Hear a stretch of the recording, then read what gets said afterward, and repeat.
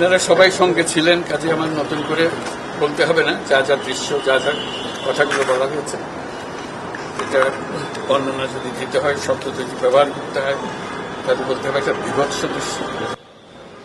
এটা মানুষের মনুষ্যত্ববোধ বলে কোনো জিনিস যা আছে সেটার থেকে বহু গভীরে নিয়ে গেছে। এটা নিশ্চিহ্ন করার জন্য মনুষ্যত্ববোধ যেন কারো না থাকে।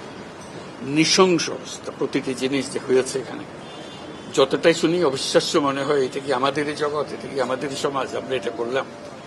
এবং যারা নিগৃহীত হয়েছে, যারা এটা শিকার হয়েছে, তারা আমাদের সঙ্গে আছে। তাদের মুখের থেকে শুনলাম কিভাবে হয়েছে। কোনো ব্যাখ্যা নাই।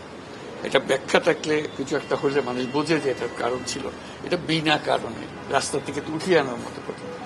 বিনা দোষে কতগুলো সাক্ষী সাবুত হাজির করে সেই যন্ত্র, ওই এক্সপ্লোসিভ কতগুলো গাড়ির ভিতরে ঢুকিয়ে দিয়ে তারা বলছে তুমি সন্ত্রাসী, জঙ্গি, এইগুলো বলে বলে তাকে নিয়ে আসা হয়েছে।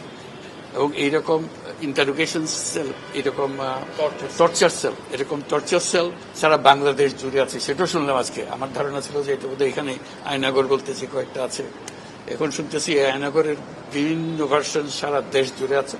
কেউ বলছে 700, কেউ বলে 800। এতে সংখ্যাও নিরূপণ করা যায়নি পর্যন্ত। কতটা আছে, কতটা জানা আছে, কতটা অজানা রয়ে গেছে সেই জিনিসগুলো।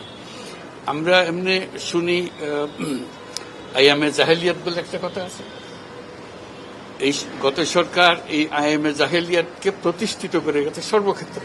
এটা তার একটা নমুনা। আর আমি কমিশনকে ধন্যবাদ জানাচ্ছি, তারা বহু কষ্ট করেছে। অন্যান্য কমিশন তো তারা করেছে অন্তত